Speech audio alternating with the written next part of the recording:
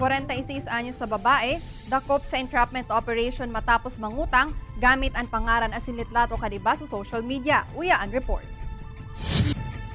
Arestado ang sorong 46 anyos sa babae sa Buhi, Camarines Sur sa ginibong entrapment operation kan Buhi MPS as in Cybercrime Unit Bicol.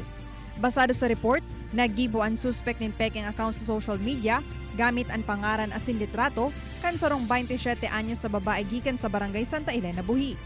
Gamit ang fake account, nag-utang siya ng 30,000 pesos sa sarong individual para subuot pambayad asin pambakal kan sa iyang mga pangangipo. Sigun man sa Cybercrime Unit, naaraman subuot kan biktima na may nagagamit na sa iyang pangaran asin muka kan kaalayan siya kan inutangan kan suspect. At doon po sa Buhi, kung saan taga dito ito si Raquel Dasa, doon po sa remittance center sa pag-claim niya ng pera, doon po namin siya nahuli.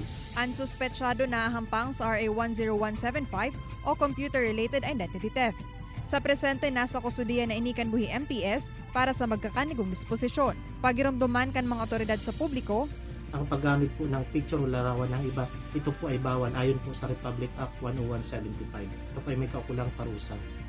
kay Banan si Joel Gandia, Rain Palino, Balitang Bicolania.